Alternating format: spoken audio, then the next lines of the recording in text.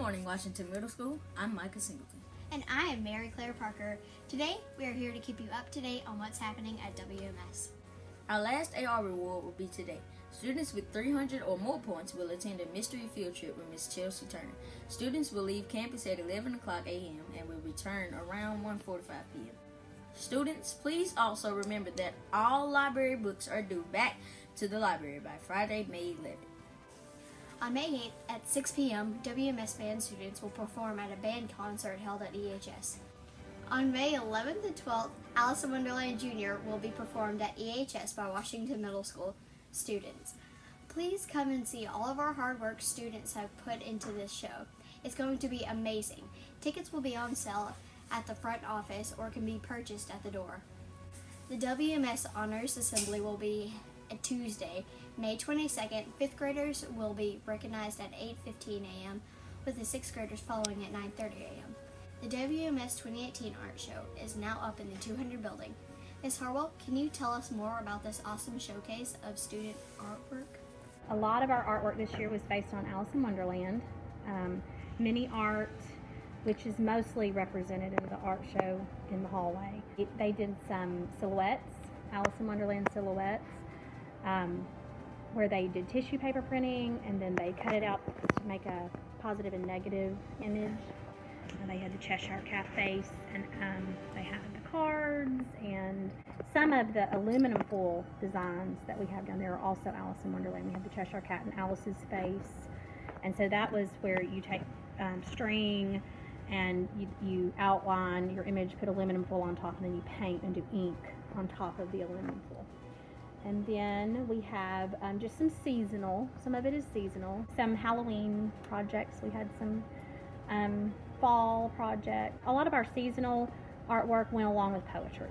So we have Robert Frost stopping by the woods on a snowy evening, and we have The Road Not Taken, and Ghost House by Robert Frost. So a lot of those were seasonal that went along with the seasonal project.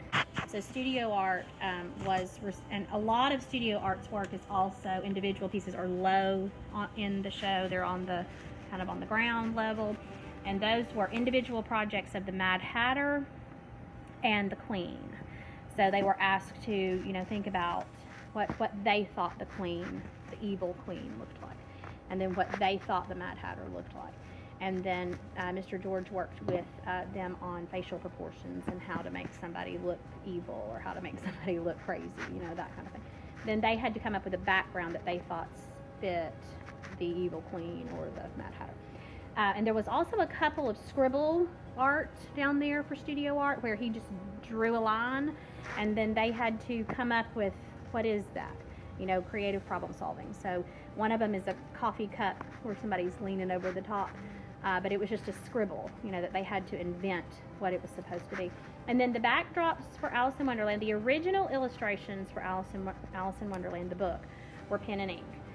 And so we took on the challenge of pen and ink illustrations for the backdrops. So they had tons of mixed colors. That was the one thing that was really good about this, is that they learned how to make the exact color they wanted. Thanks, Miss Harwell. I love walking by all the artwork each morning. As you know, Washington Middle School is great at winning awards. We've already won 2 nationwide STEM Excellence Awards this school year. Recently, we took home our 2nd STEM School of Excellence Award. Let's go to our field agent, Diana, to hear more. Diana? Thanks, Micah. I'm here with Coach Kelton, and so I'm going to ask him a few questions. So, Coach Kelton, we recently received an award in Atlanta, and you went with Miss Vines and other teachers and administrators. So, what was it like? It was a great experience. We got to see a lot of the professions that we're trying to get the children into and show them what opportunities are out there for our engineering programs. This is a big honor, but do you know why we received it? It's because of our STEM days and our classes that we offer as electives here at Washington Middle School. They really get the children involved in what the engineering process is like, and whenever we get seen nationwide and internationally, it really helps us stand out from other programs.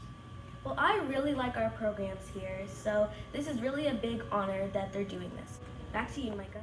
Thanks, Diana, for that in-depth report. Besides our school awards, students have been making appearances around the state collecting individual awards for our school as well. Recently, competition STEM students, cinematography students, and underwater robotics students went to the Destination Science Challenge. Diana is with Miss Reinders to find out more information on this event. Take it away, Diana. Thanks, Micah. I'm here with Miss Reinders, and today we're going to be talking about Destination Science Challenge. So, Miss Reinders, what is it? It is a STEM competition that students from all over the state of Arkansas get to compete in. So, who went to this competition? Mr. Heron's cinematography group and Ms. Turner's competition STEM class.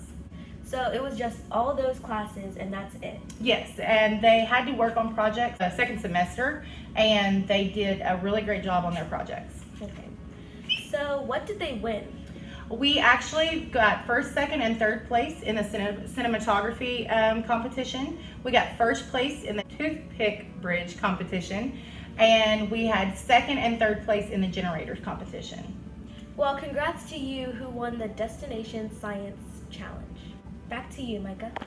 Thanks, Diana. I'm so proud of our students. Way to go, guys.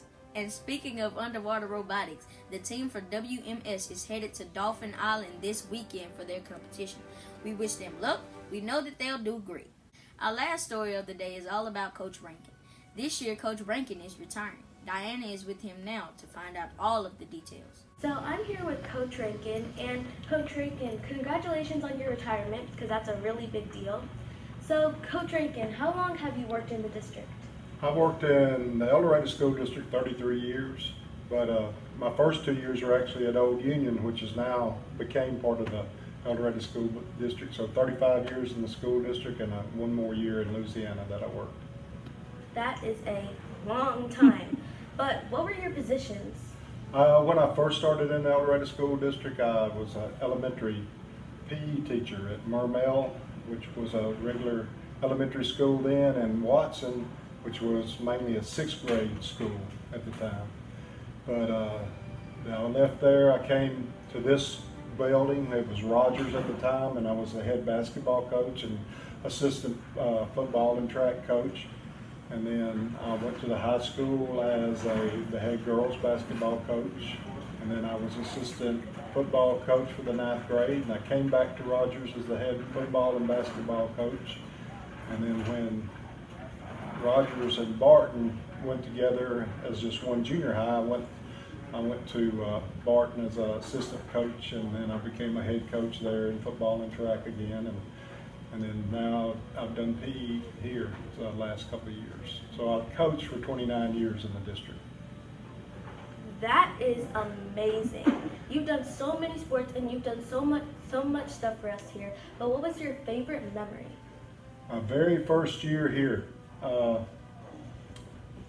we had an undefeated season in basketball. We went 16-0, and they brought us before the school board and said, as far as I knew, that was the very first time they had had an undefeated basketball team in the school district. It was also the year I met my wife, and so we got married that December, so it was really a big year. And coming to this school, and Barton and Rogers, those games were really exciting at that time because we played them twice. We played first game in football at the stadium and the last game of the year at the stadium. And both schools were junior high, so we had full bands and everything else. So it was usually the biggest crowd during this for the whole football season, senior high or junior high. Whoa. Well, Coach Rankin, again, congratulations on your retirement, and thanks for doing this interview. You're welcome. Back to you, Micah. Wow, I'm so happy that Coach Rankin spent this last year teaching here at WMS. We were so lucky to have him as our teacher. Thank you so much, Coach. Well, that's all the news we have for today. We have loved keeping you up to date at WMS Newscast. Hope you have a wonderful rest of the school year. And don't forget, WMS is making ideas happen.